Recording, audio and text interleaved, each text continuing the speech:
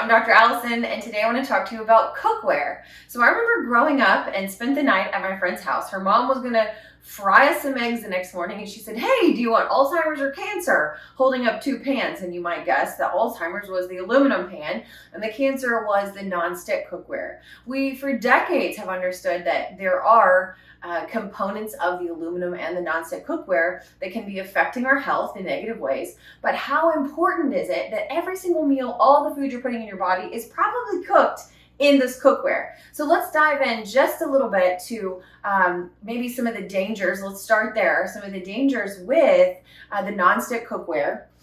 And I would like to draw your attention to page 116 of my book, where we talk about clean cookware, because some of the Teflon or the nonstick things that we have, they have a chemical. We're going to call it PFOA. Read the book for the actual pronunciation of the entire word.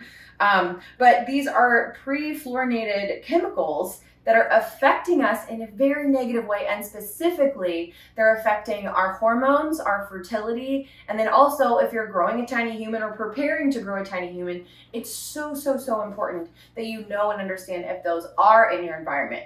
So when learning about these PFOAs, my first thing was I just got a stainless steel pan. And I don't know about you, but if you get one that's not of good quality, everything sticks to it. You ruin your breakfast, you ruin your lunch, you ruin your dinner, you're really frustrated. And so eventually you just end up going back to that nonstick cookware. But here is what is in the nonstick cookware. And stay tuned, because we have some really good news, of course, and we have some good positive solutions. So these PFOAs are chemicals that are, as you're ingesting them, they're getting stuck in your body and they're altering those things that we talked about, like your hormones, your fertility, and even development. So I wanted to just go ahead and read this one section to you, because there was an evidence review that the National Collaborating Center for Environmental Health put out. And they did such a good job, I'm just not even going to put in my own words, I'm going to read it to you. So to date, associations have been found between the PFOS or the PFOA levels in the general population that reduce female fertility and sperm quality, reduce the birth weight of children, increase the attention deficit hyperactivity or the ADHD, increase total non-HDL or the bad cholesterol levels in people. There were changes in the thyroid hormone levels, and it just, like, we need more studies to confirm all of those things, but it's affecting us on a cellular level. So in a highly exposed community living near chemical plants, like where they make this cookware, and we also find PFOAs and many other things. You can find a list in the book, but like those factories where they're making those things, of course, there's things leaching into the air, the water, and the families surrounding those are being affected. So these things have been associated with preeclampsia, which is a pregnancy-induced hypertension. It's been associated with birth defects, but we also know that it increases uric acid level and other markers of heart disease. So chemical exposures to the developing fetus, infant, and children are really of the greatest concern. So we know these things are challenging. So I would challenge you now, if you have aluminum or nonstick cookware, throw it out. Don't even give it to the Goodwill, because you're going to make somebody sick, okay? But here's what you can do. You can get your great-grandma's pans. These are my great-grandma's stainless steel pans.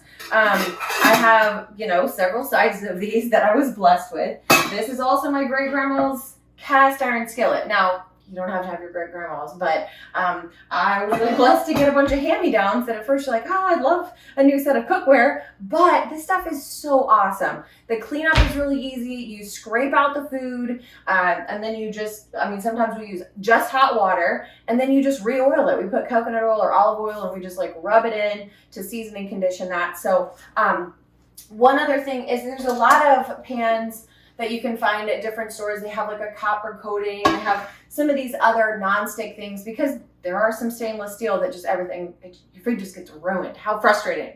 And what happens, and you might even get a little close, is they start getting scratched, and we don't know what is really leaching out of those. A lot of these have not been studied. It's like they're trying to do a better job. They're trying to do a healthier twist. So what we've done is some research for you. So we're going to post a link down below this, and it's for the Caraway products. Mine are on order because like I said, have a whole stash of things in here for my great grandma. And so we've been good to go. But these Caraway products are absolutely pure. It's really, and they're affordable. So you can invest in this one time, keep them forever, and then give them to your kids, your great grandkids.